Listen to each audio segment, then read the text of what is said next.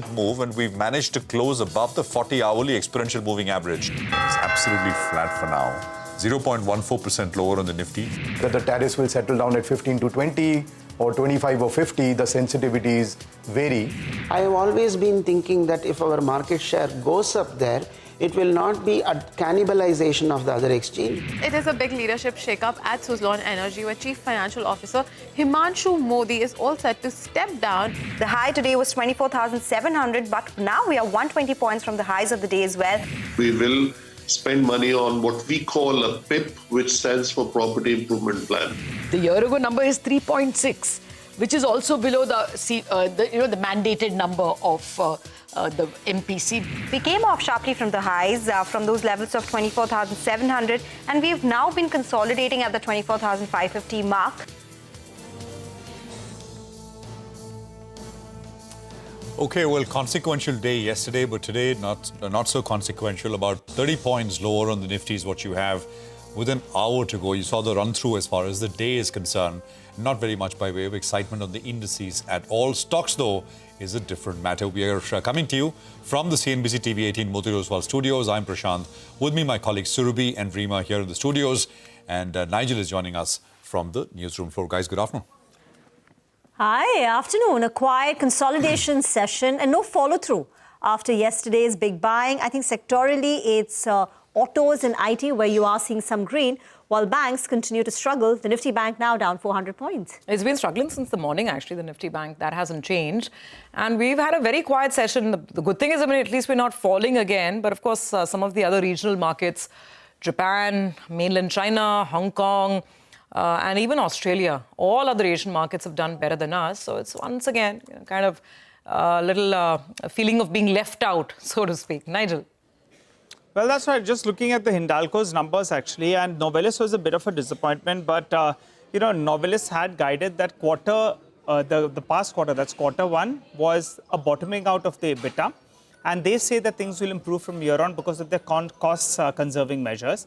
And also today was a relatively better day for metals. So we saw Hindalco recover 2.5% from the day's low. And now there are two important numbers that we look at in terms of Hindalco. One is the aluminium business.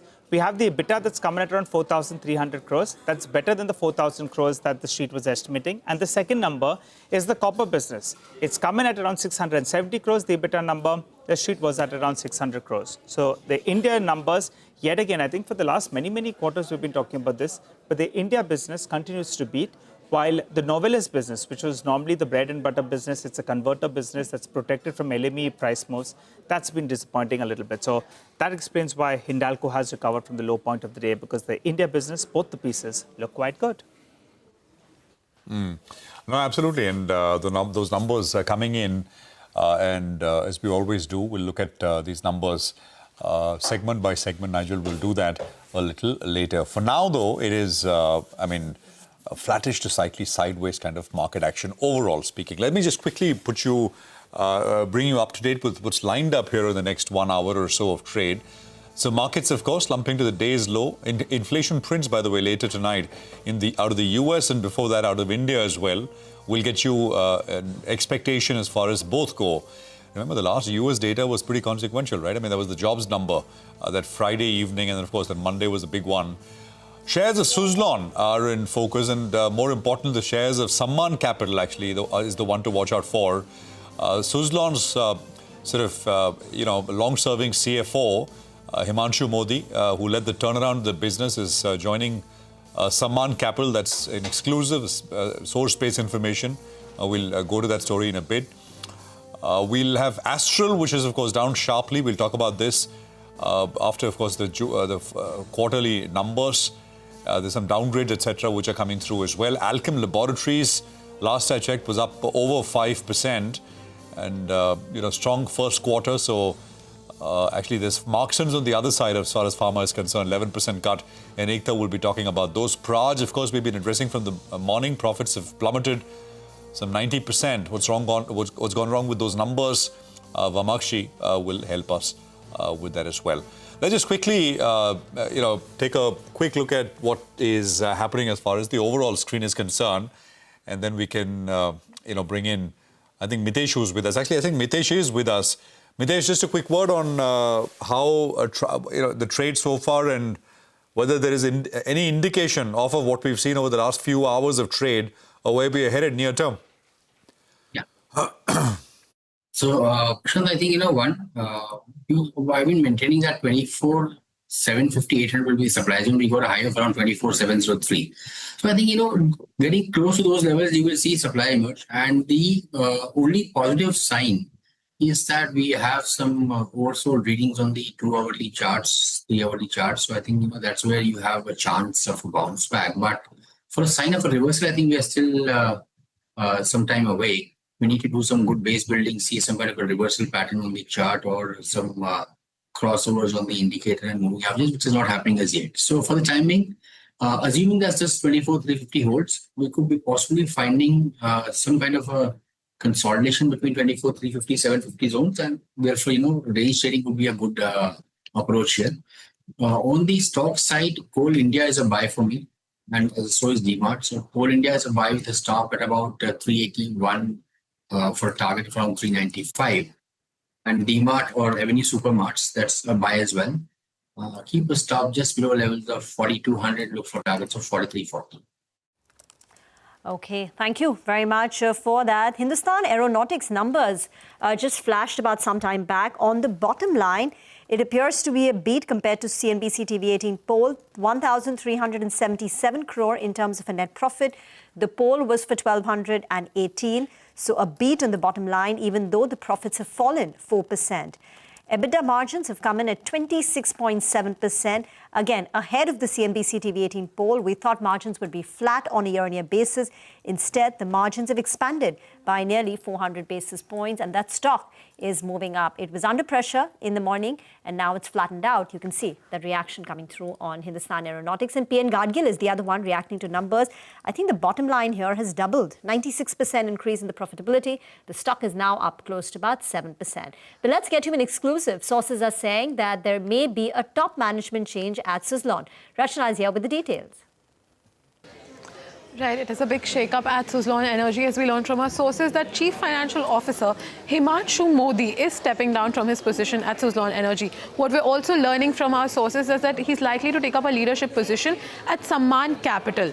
Now, speaking of Himanshu Mody, he's a man credited for the turnaround that Suzlon Energy has seen. He joined the company in 2021, and since then, there's been a complete financial turnaround. This includes cutting down debts to zero, boosting profitability, and even increasing the order book significantly. Now, Sammaan Capital, formerly known as Indiabulls Housing Finance, is an NBFC with a focus on housing financing with assets under management of about 66,000 crores. So this move is particularly interesting because Mr. Himanshu Mody will be changing sectors. He'll be coming from renewable to financial services, but also for Sammaan Capital, who will be onboarding a man like Himanshu Mody, known for turning companies around. So we will be keeping an eye out for that. Okay, all right. Thanks a lot for that, Rachna. Well, let's hop across to Dharmesh Kant, who joins us on the show. Hi, Dharmesh. Good to see you. When Suzlon a little bit under the weather because Mr. Himanshu is going to be moving. But Sammaan Capital, plenty of buzz in it. The stock has been quite volatile. I recall it went up to more than 150 odd. Then it pulled back to a great deal. What's your view on both these two names, if you have any view? What kind of a change does it bring to Suzlon? And will it be some kind of a flip to Sammaan Capital as well? Yeah, good afternoon, Nigel. Thanks for having me on the show. I mean, it's very difficult to say because the domain expertise of Mr. Mody is quite different from what Sammaan Capital does. And both the companies were in quite trouble way back. Suzlon was into huge trouble, but it has climbed back. And I mean, giving that precedence that Mr. Mody turns around Sammaan Capital as well is difficult to say because going by the financials of Sammaan Capital, to my mind, it would be very difficult and tall order task for that company to come up, though the projects which they have financed in and around, new airport at Mumbai, so at Navi Mumbai, that may still work out in favor, but a long time has passed and to my mind, I mean, we have given a miss to it completely. We are not recommending, any buy or neutral rating on Sammaan Capital. Dharmesh, in 2 days, Yatra is up 35%, 38%. Is it a part of your portfolio or a stock that you're recommending? We did have a track on Yatra, but I mean it's more of a one-off reaction to the earnings which they have reported. And but again, the drift and the trajectory going forward has to be looked into. So to us, it was more of a 1 quarter, 2 quarter kind of a scenario rather than a consistent compounder going ahead forward. So it's more of a trading play, and as an investment buy, we are not into this space at all. So not into the entire space, is it? Dharmesh, I'm just looking at some of the other stocks. Easy Trip Planners, for instance, up 4.5%. Travel Food Services, it's a different business, but important because a lot of their business comes from airport travel as well. They came out with numbers. That stock's been up as well, by the way. Travel Food Services, almost 6-7% as well. So you're giving a miss only to Yatra or to all of these stocks? The growth so we are giving to the entire space, we are giving a miss because it's highly competitive space.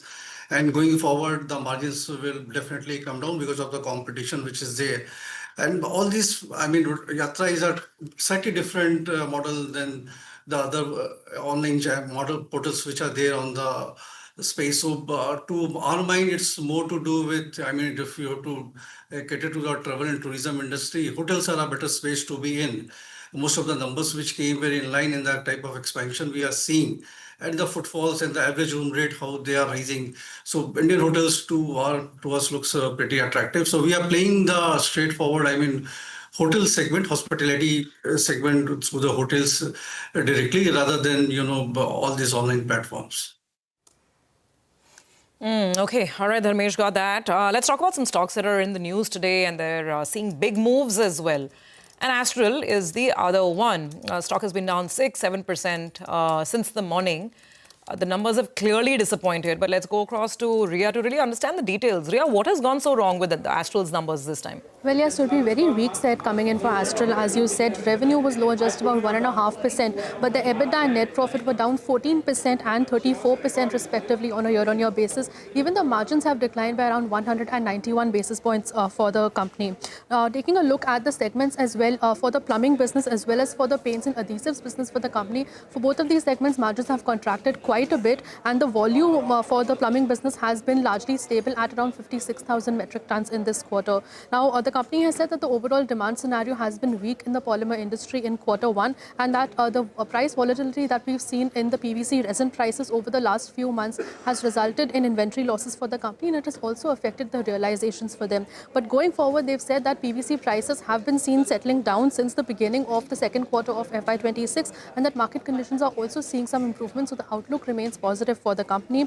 Apart from this, they've also approved a proposal for an acquisition of 80% stake in a company called Nexlon Chem, and the rationale for this investment is to manufacture CPVC resin, which is the key raw material for the company, and going forward this will lead to a substantial margin improvement for them once the operations start from the second quarter of FY27.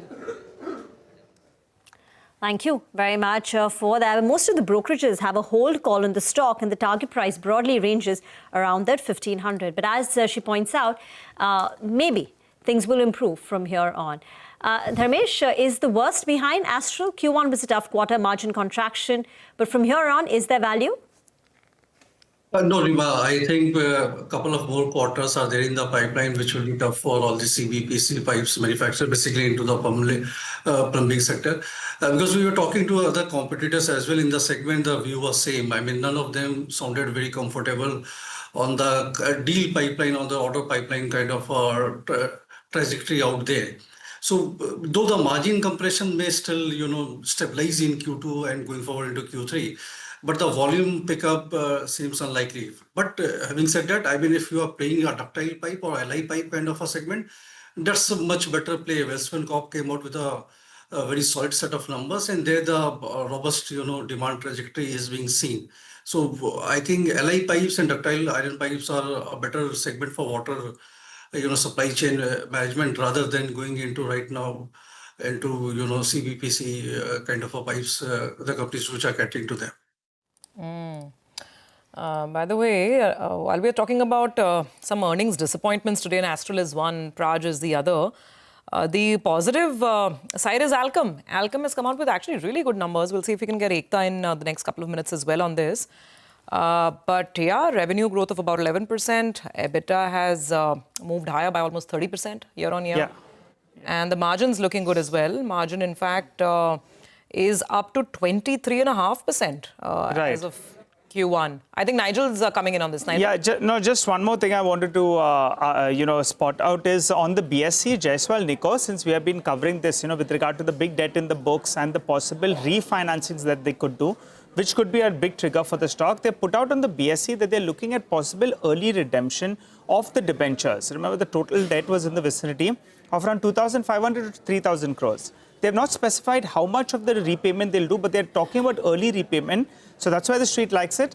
And also we have to see a possible refinancing, because it appeared that they were paying close to 15% of interest costs. So since there's a big volume spike on that stock, just thought we'll highlight it. Our ticker team has just put out that they're going to be considering early repayment redemption of some of those debentures, and that's why the street likes it. Remember, 25% of the ARC got absorbed in the market, and now this piece of news has further excited the stock. Just thought I'll spot that, Surbhi.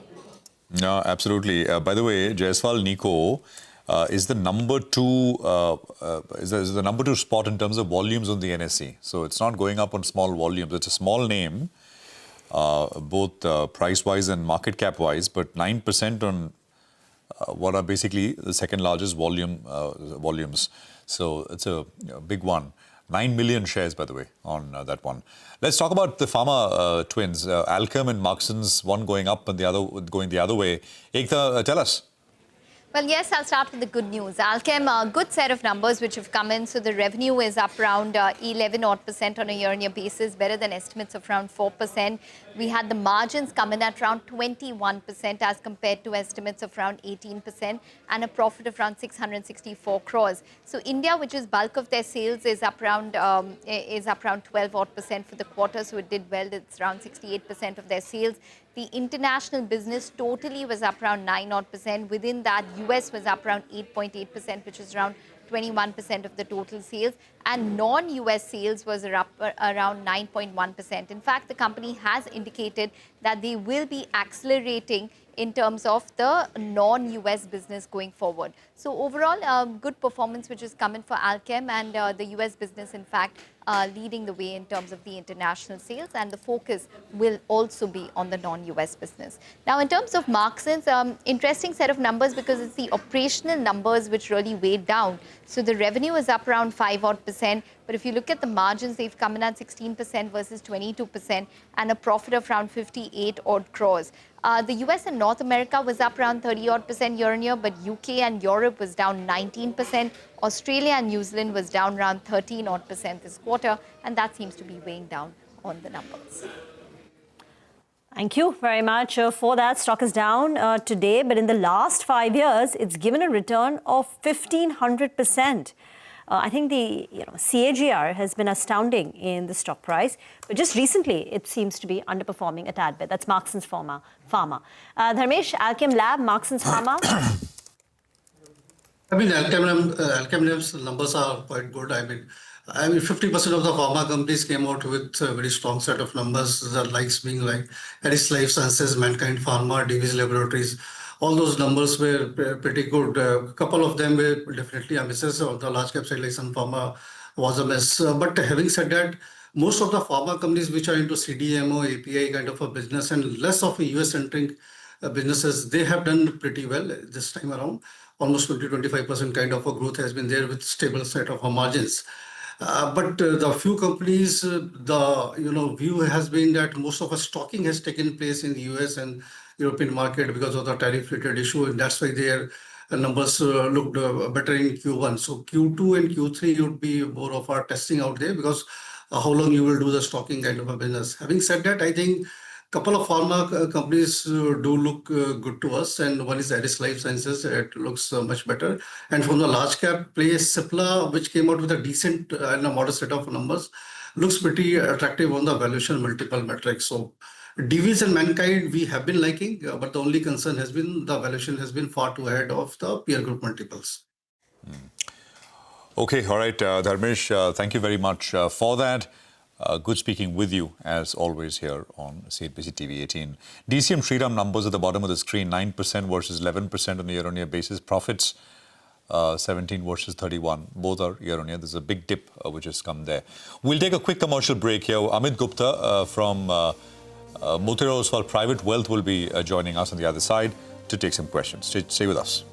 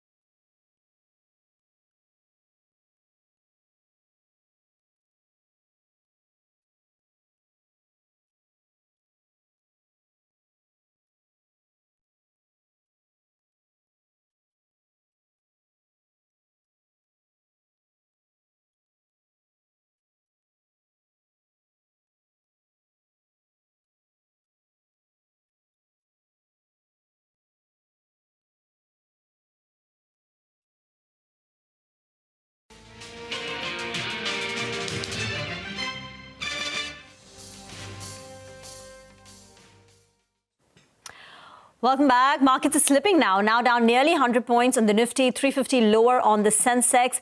The 24,500 mark has been breached in the last 30 minutes. The selling pressure has accelerated. The recent low of 24,000, I think 333.34, that would be an important level for the markets to hold. For now, 24,500 is gone.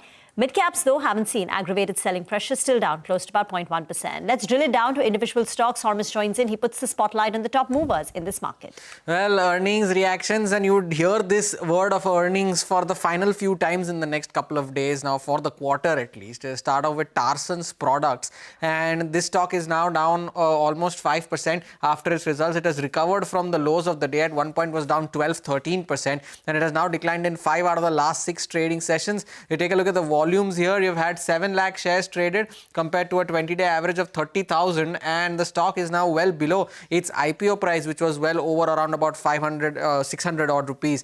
Now, Marksans Pharma is the other major casualty after the results today. Now 12% lower on that stock. This is the biggest single day fall since March of 2020, and we've already had almost close to 65 lakh shares traded compared to a 20-day average of around 20 odd lakh, and the stock is down almost 40% on a year-to-date basis, and this is made it the worst year that it has had since 2019 for Marksans Pharma. Banco Products is the other one, is that too is down around about 10% after its results, down in 3 out of the last 4 trading sessions, and it has declined 10% in the last 4 trading sessions as well. There was a bit of a gap in between where the stock had gone up 6-7%, but otherwise it's been on a downtrend. But between 2019 and till date, the stock is up almost 10x. So from levels of around 53, 54, the stock is now at around 540. And Sonata Software is the other one.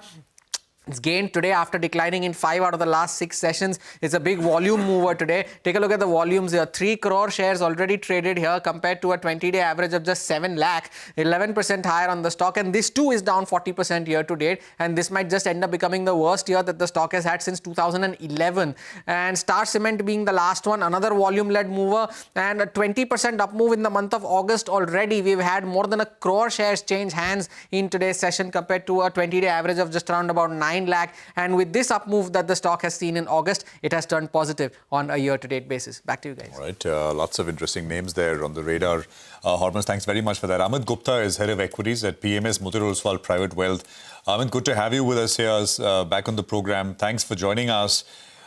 So, you know, I was. This is just a theory and maybe just food for thought. I wanted you to address. Apart from, so the market here in India, admittedly, over the last 6 months has underperformed the regional markets or global markets. So maybe that is correcting a previous era of outperformance. Earnings deceleration, valuations, all those factors are there. But do you think there is a new factor at the margin as well, which is the fact that what is, for the lack of a better term, in vogue right now is AI in a very large way, which is getting rewarded disproportionately around the world, right? You look at pretty much any large market, and that's the pack which is doing very well. Actually, as someone said, in the US, for example, it's 7 stocks in 3 sectors which make up the market. AI, defense, and banking. And AI, of course, is by far the larger theme there. In India, we have a lack of those kind of options, right?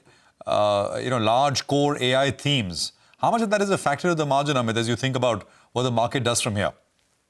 No, I think you are right. So there are, some emerging themes. So artificial intelligence definitely across the businesses it is going to impact. So the bigger IT players, they are already seeing they have to move into more R&D. They have to come out with different AI modules for different customers. And what we have observed, the smaller organizations, where possibly the order book is not very, very substantially higher, they are moving into AI module actually very fast. And if suppose in any company you have 70-80% of AI already conversion happening, they will do much better in the market actually going forward. So there are companies, in the mobile advertising. Now, when we are seeing that 90 crore people in India are using internet, everyone is holding a smartphone actually nowadays, or at least a phone in hand. So in that case, there are various companies which are moving into targeted marketing now through the artificial intelligence. They are taking user data, they are putting up algorithms, and then the deep insight about the customer. In fact, there are companies which are going for conversion models. That means till the client is not getting acquired, they are not charging anything. So that is, to that extent, AI is used now even in the mobile advertising. And I think this is a big trend going forward. And these are asset-light models. So in your portfolio, when you look back, it's using AI to make your business more efficient, targeted, etc. My question was different. If you wanted to get exposure to AI as a theme, what do you buy in India? So mobile advertising is one theme, where artificial intelligence is used like anything. There is a company, Affle India, in that particular space.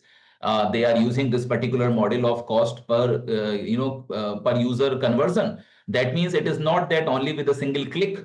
You are asking for the revenues. You are asking advertising as a business. My point is core AI, right? I mean, building AI. So you don't have those options, right?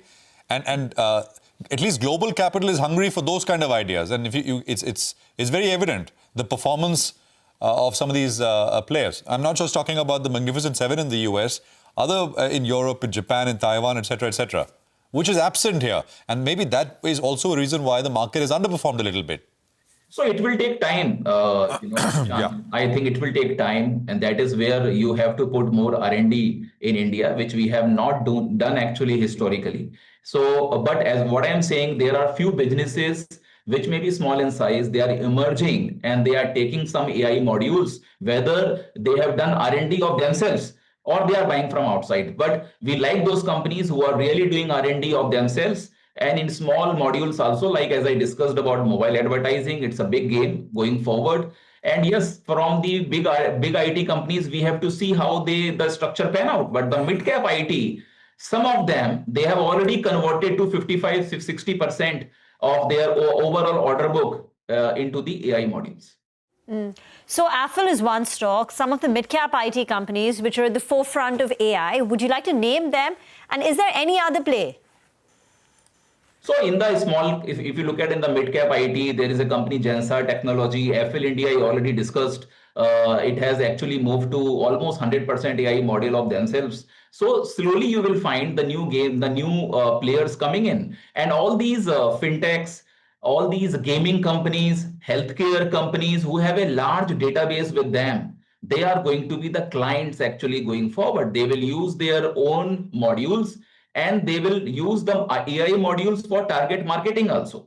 So for example, Zomato of the world, they have a large base, 800 cities they are already in. Blinkit is now expanding forward. So you will see that they will also hire someone so that they can analyze the data. So how you will analyze the data? Ultimately, it is the artificial intelligence. So nowadays, previously you had only data centers. Now you have AI-driven data centers, right? Now you are going to have AI agents. So the game is changing, and obviously India will not remain isolated from it. India is also developing, and with the DeepSeek, which has come at a very low cost, I think it's a big opportunity for India. That when you are going to do R&D, possibly your cost may not be incurred higher, if that is one of the example. And I think this is where it's a good canvas for us, good opportunity amid all this volatility. And going forward, you will find some of the digital players doing really good, which are the asset-light models. So AI, maybe not in its purest form, what US companies are doing, but in different aspects. And perhaps we'll see greater adoption and greater opportunities in the market as well. Take that point, Amit. Now let me pivot back to the big manufacturing opportunities. And I want to get your attention back to defense because of what we've just seen from Hindustan Aeronautics. It's so reassuring to see that finally one of the largest defense players, and at least decent numbers coming through, slightly above our poll as well. And even if I look at margins have actually expanded very smartly year on year. Now their margins are touching almost 26%. Let's get the stock up if we can. Hindustan Aeronautics. We'll get our colleague to give us more details on those numbers as well. But this is my question, Amit. I mean, on defense, what should one be doing? The stocks obviously rallied a lot. Then Q1 was not good, and then the whole war specter also was fading away. So they've gone through a phase of profit taking as well. Would you be buying anything in defense on dips? So yes, I think the direct answer is yes, because we feel this is a very strong theme. The only thing is it moves very fast. So after the Indo-Pak war, immediately we saw a very significant move across the segment in the defense space. And then profit booking is also coming. So what we feel going forward, that the companies where order book increase is very fast, there you will see a better move going forward. See, execution happens later, but actually the stocks are moving with a percentage increase in the order book. So in Hindustan Aeronautics, previously we saw the stock became substantial mover because that time the order book was growing. Now there are portions of executions which may be sorted out, but eventually the stock has seen the major move with the order book surge, and it moved to almost 1,84,000 crores. There are companies like Bharat Dynamics, where the order book is hardly 22,000 crores. And there possibly, if the supply chain constraints are not there, eventually you will see a very higher order. In fact, with Armenia, when the order was done, it was almost $1.3 billion, where the major order came in Akash missile also. So we feel that this is a good segment, a growth segment, where volatility will be part of the game. Whenever such kind of geopolitical scenario will come, where you will find the government is, trying to sort out the things outside, then the stocks also will see some profit booking, which we have seen now. And so which are the ones that, as of now in your portfolio, Amit, which are the ones that you have and the ones where you think that there is it's a good story to back? So we have couple of stories from the PSU space. One is definitely Bharat Dynamics, which is part of our model portfolio. Then we have from the shipping, because the shipping we feel, if you look at all the three companies right now, they have a combined order book and which is around 75,000 crores, and we feel it is going to be triple in the coming 3-4 years, and that is where the government focus is also there. And that's why I think in the shipping we found opportunity. We found at a much lower level, and amid this profit booking, I think it is again throwing an opportunity now. So we have from these areas, and then from the private defense, because out of 1.4 lakh crores of total production in defense, now 32,000 crore is also coming from the private players. So you will find opportunities in those private players who have a long pedigree of operation, and they are giving ROE in excess of 30%. If you can get that with the increase in the order book, that is going to be a win-win situation actually for your portfolio. Okay, thank you very much, Amit. Great discussion. Need to get into a break. On the other side, we'll get you a few BTST calls. We'll invite Mitesh back on the show.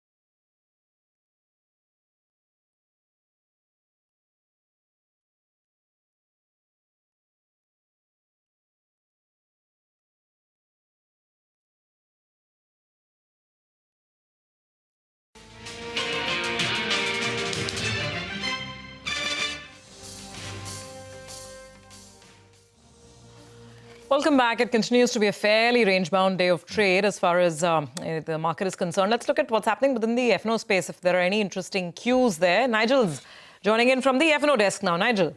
Well, that's right. Actually, we're seeing a lot of volatility, particularly in the last 60 minutes, which gives you a sense that maybe this has to do something with regard to the weekly expiry, because the Sensex actually, the contractor there is playing out the weekly expiry as of today. But this kind of a fall, nonetheless, is a little bit unnerving because the Nifty has fallen. And the problem today actually has been the Nifty Bank, because all through the trading session, that's been underperforming.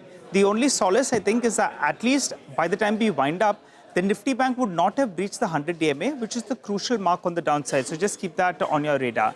The India VIX, even after the fall of around 100 points, is still very, very subdued, more or less flattish as we speak. So the India VIX still not indicating much panic, in terms of a big fall from here.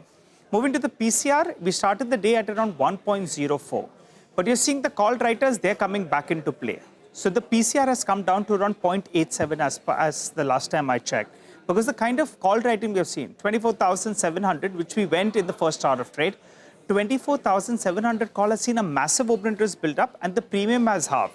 As is the case with the 24,600 call as well, the premium out there as well has come down from 95 rupees to sub 50 rupees. But just keep this in mind. The Nifty is down close to 100 points right now.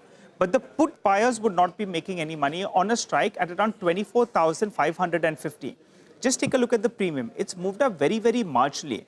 So that's telling you there is some writing that we're seeing actually at that level as well. A mix of activity. So on the closing basis, this 24,450 level should not get violated. Going by that writing that we're seeing at around the 24,550 minus 100 points, that's what the put writers will be getting. Now, in terms of levels, you're looking at broad range. The recent low, 24,350, which we visited all of the last 3 sessions, and the higher end of the range. Today, we went to 24,700, 24,750. That's the crucial marker that you're looking at. Stocks that I'm looking at, PNB Housing Finance. The stock, remember, went into the F&O ban when it fell big time. Today, there is some unwinding of positions, and it's possible if we continue to see this sort of unwinding either today or tomorrow, it will move out of the F&O ban. So just keep that in mind. Last I checked, it was at around 83%. If it unwinds more, then in fact it moves out of the F&O ban. It needs to come down to sub 80% of MWPL. And finally, possible entrant today will be Titagar. The numbers have looked pretty okay. The stock is up and volumes are massive, big open interest build up. So that's one of the stocks that should mostly get into the F&O ban today. Back to you. Oh, okay. All right. So we're going to keep an eye out on both of those. Nigel, thanks for that. By the way, I just want to pull up Bajaj Finance on the screen, because while the overall market has been volatile and we've got this 100-point drop, this is a slightly, unusually large fall for Bajaj Finance. It's 3% lower. Banks anyway have been weak right from the morning. I mean, for instance, HDFC Bank is the weakest bank right now. It's down 1.3%. ICICI is down 1%. But this is the biggest loser now on the Nifty, Bajaj Finance. Mitesh is joining in, so let's bring him in on this. Mitesh, just a specific comment on maybe Bajaj Finance and the overall bank weakness, and then final trades as well. Yeah. So Bajaj Finance, yes, I think there is very clearly, ever since we had that big gap down, which was on the 25th of July, the stock has been in downward trend, and then last few days, it did a range of about 870 to about 895. Now it's breaking below that. So I think, it's a 25-point kind of range. So you can expect 845, 842 to test it. We're not very far away from there. And then, if it sustains below that, then I would look at even 800 being the well checked. So that's just, I think, the stock is clearly going through a corrective kind of movement. And on the stock side, Nigel was highlighting the banking index, and HDFC Bank is, looking like STBT. So keep a stop around 1980 here for a target of around 1950. And JSL, that's on the buying side. BTST here with a stop at about 708 and a target of 725. Got that. Thank you very much for that, Mitesh. Let's revisit Praj Industries. That's been one of the accidents of the day, 7.5% lower today. The stock is halved in 2025. Amakshi's here to recap the numbers Q1 and the outlook going ahead. Well, absolutely, Reema. Q1 wasn't as great for Praj Industries as has been the case over the last couple of quarters. The revenue has dipped by around 8%. The EBITDA margins have contracted by 825 basis points and the EBITDA has fallen sharply by 66%. The net profit, though, is seeing a very sharp fall, 94% lower on a year-on-year basis. And this is because in the base quarter, there was an exceptional gain of around 28 crores, which could be attributed to profit on sale of land. Now, even if we account for that and even if we remove that from the base quarter, it's still a very sharp fall in the net profit for Praj Industries. Now, what's actually impacting the numbers this time around? It's the bioenergy segment, which accounts for almost 60% of the company's revenue. That was down almost 24%. But on the other hand, the other two segments, which is energy engineering as well as high purity, they did quite well. Now, this time around, performance was largely impacted by their domestic ethanol business, which witnessed delay in execution cycles, as well as there was a liquidity crunch from the customers. And apart from that, the Genex business is still incurring expenses. However, there is no corresponding revenues yet, and the management is hopeful that in second half of FY26 is when the revenues from this particular segment will start coming in. Apart from that, there was also delayed execution of a couple of high-value engineering orders at Kandla, which led to higher infrastructure as well as labor expenses, thus denting the margins for the company. The ordering activity too, the order inflow stood at 795 crores, much lower as compared on a year-on-year basis, down almost 11%. So, an absolute weak set of numbers coming in from Praj this time around. Thank you very much for that. And she was earlier telling us the PE of the company Praj Industries after the recent correction now stands at 35 times versus a peak of 55 times. So valuations too have corrected and margins 4.9%. Historically, the company used to enjoy double-digit margins, but in the last couple of quarters, we've seen it weaken. Thank you, Pamakshi. Jay Bala from Cash the Chaos is now joining in on the show. Jay, we started off the week well, but there is no follow-through. In fact, if anything, we're now down 100 points. Give us the trend and the setup right now. Yeah, hi, Rima. Good to be on the show. See, the Nifty's decline from the July high of 25,000 and change may have possibly come to an end at 24,337 already. But if there was to be another low, that low is unlikely to exceed 24,021. So we are very close to a bottom, or a bottom is already in. So watch out for Nifty to start moving up. If 24,955 were to get taken out, the decks are all clear for a much powerful move that will surprise a lot of people on the upside. We're close to the bottom. The recent low should hold. But on the way up, you said it can surprise. What are the levels that we're looking at? Yeah, I've been bullish on the markets since the second week of April, and I'm anticipating Nifty to hit 29,000 over the next 6 to 12 months. But we are very close to the market to complete this correction.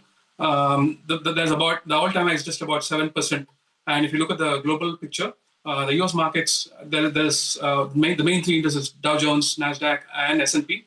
They have about 5% upside left.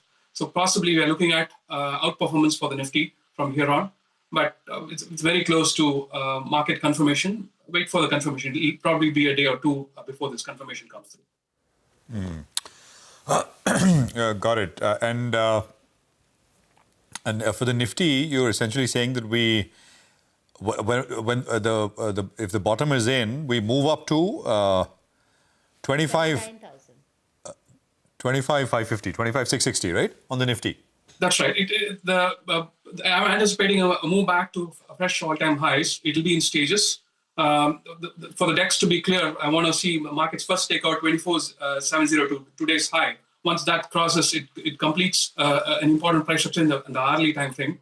Once that's crossed, the market will aim for taking out the July high.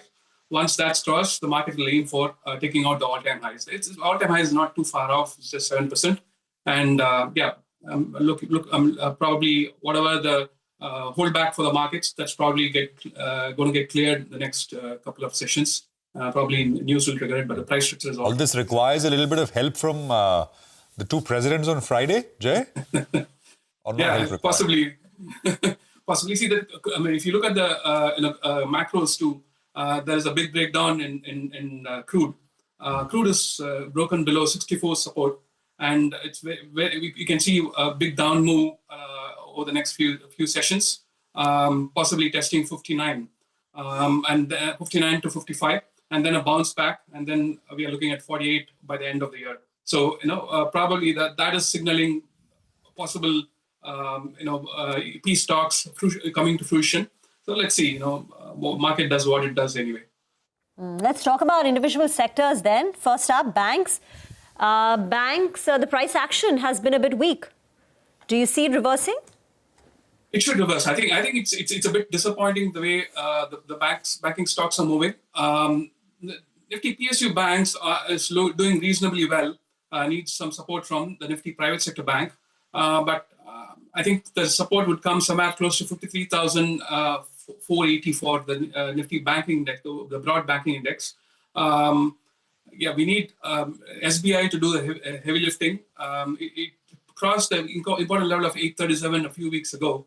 That we need a close about that. Once that happens, that will lift the sentiment for the whole sector. Coming to the other sector, I think autos are going to lead the markets from the front. Watching for 24,200 to get taken out. I think it's a matter of time.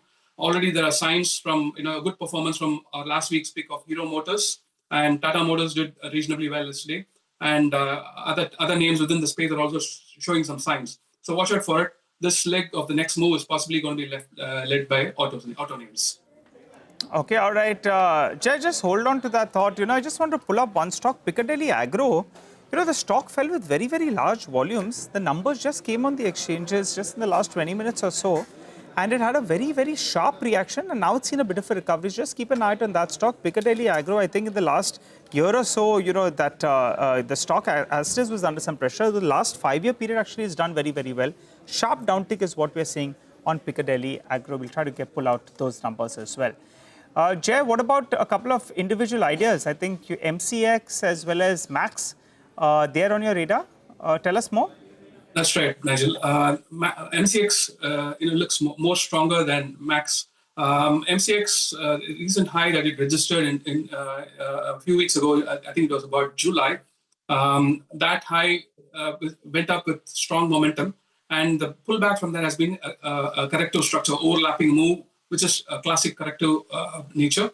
And I'm anticipating a move somewhere close to about fresh 52-week highs, fresh record highest about 9,900. When it comes to Max Financial, again, similar setup, but it's slightly short term. A stop loss of about 1451, with the price subject to about 1800. Fresh 52-week highs here to anticipation, but MCX could have further legs beyond what I'm projecting. But Max Financial is probably a short-term pick. Okay, Jay, stay on. We have more questions for you coming up in just a bit. Market is still looking at a cut of about 100 points in the Nifty and less than that, 0.25% for the mid-cap index. We'll take a break and come back with some more stock ideas.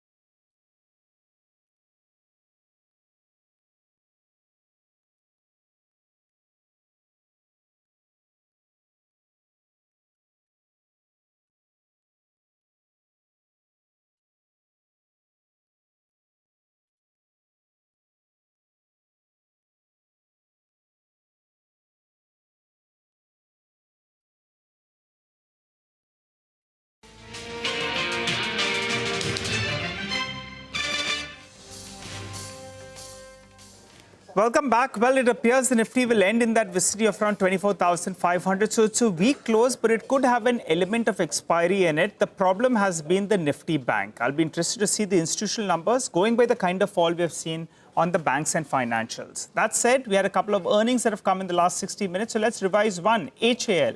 Ria joins in to help us out with a quick analysis. Ria? Well, yes, very good set coming in for HAL in this quarter. And remember, Q1 is typically the weakest quarter for HAL in terms of execution, and margins are also usually the lowest in this quarter. But this time around, we've seen a revenue growth of around 11% for the company, which is slightly below estimates of 13% growth. But the EBITDA was up around 29% on a year-on-year basis. Margins have also expanded by around 279 basis points, coming in at 26.5% well above the estimates that we were working with. Net profit has declined by 4% versus estimates of a 15% decline. Provisions have also declined substantially this time around by around 38%, and material cost has come down to 30% versus 35% in Q1 of last year. So that has largely aided the profitability this time around. Now, seeing as Q1 has seen such strong performance, it looks like the company is on track to achieve the guidance that they had set at the end of FY25. They had guided for revenue growth to be at around 8 to 10% in FY26, but they are going to revise this guidance after 6 months, and they may see double-digit growth in the revenue in this year itself versus what they were expecting since FY27, going forward from FY27. The adjusted EBITDA margins are expected to be maintained at around 31% over the next 3 to 4 years, and the FY26 order book target is at rupees 2.5 to 2.6 trillion. Now, some key things that we will be watching out for going forward in the earnings call: the timeline of order execution for the 12 LUH and the 97 LCA Mark 1A aircrafts, as well as the status of the Sukhoi 30 avionics upgrade project. And of course, we will be watching out for the order book and the order inflows for this quarter. Okay, all right. Thanks a lot for that, Ria. Well, let's go back to Jay Bala, who's joining us on the show. Jay, a couple of other assets that we haven't discussed. What about the dollar index? Where is that one headed from here? You know, it's corrected more than 10% from the peak, but now it's not breaking that 97 mark. Where does it go? It's dollar index has got a very short-term breakout. It's possibly heading to 103. It's dropped back to the previous range. That's telling us this is possibly a corrective move. It's probably a choppy move back to 103. As long as the index stays above 96, this is the opinion that I hold. There's a corrective bounce headed to about 103 to 104. We'll keep it, as conservative to 103. Jay, since you have an overall positive view on the market, just give us an overview of large cap IT. I mean, large cap IT, if not rising, it needs to stop falling, right? For the index to eventually move higher. Did you see anything specific on the charts here you want to call out? Yeah, see, the biggest drag on the IT index has been TCS, and TCS is very close to an important bottom. It needs just one more sequence of intraday move below the low that it registered last week. Once it does this, I think we can anticipate a reasonable counter-trend bounce to come through. It need not be even a reversal. And even the Nifty IT index 34,200 is a very important support. And barring TCS, most of the other names can put on a little bit of weight. Even a counter-trend move in the Nifty IT index can change the overall sentiment. If there were to be a reversal, it would be a very powerful move. I don't anticipate a reversal to come through for the Nifty IT index. I've been calling it a counter-trend bounce since April, but I want to be wrong. If I'm wrong, the move can develop even more powerfully. So I will keep the movement for the Nifty IT index as a counter-trend bounce to come through. But let's see how it unravels from here on. TCS last week or earlier this week said that they will be giving hikes to 80% of their workforce effective 1st of September, and the range would be between 2 to 8%. So after the layoffs and delaying the hikes from 1st April, 1st September is the new date, but only 80% of the employees will be getting that. Jay, you said autos will be leading. That will be the leadership sector. Any particular stocks or trades? Yeah, autos, we spoke about Hero Motors last week, and it's doing reasonably well, went up 5% and it's up 2% even today. At least the last check, it was 2% up. Bajaj Autos is forming a very large base. Also have a look at TVS Sri Chakra tires. TVS Motors has gone to record highs. Usually this follows where TVS Motors goes when the larger trend picks up. This is forming an interesting base here. Once the stock takes out 3100, 3200, this can lead to a very powerful rally. Watch out as a dark horse, TVS Street. Got that. So that is those are specific trades, etc., which are coming through from Jay. Jay, stay with us. We're going to just quickly wrap up the market action here and then come back to you for more questions in just a bit from now. Do we have just I think we have 3 minutes to close. Do we have the inflation expectation numbers? If you can just quickly put the basics out, right? Both here in India and the US.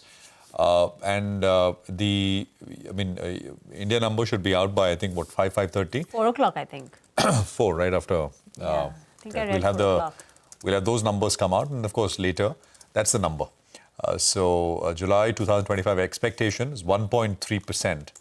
That's the CNBC-TV18 poll compared to 2.1, the previous month and the year before, which is 3.6. So sharp deceleration is the India inflation picture. And of course, with regards to the US number, there is some sort of fear at the margin that maybe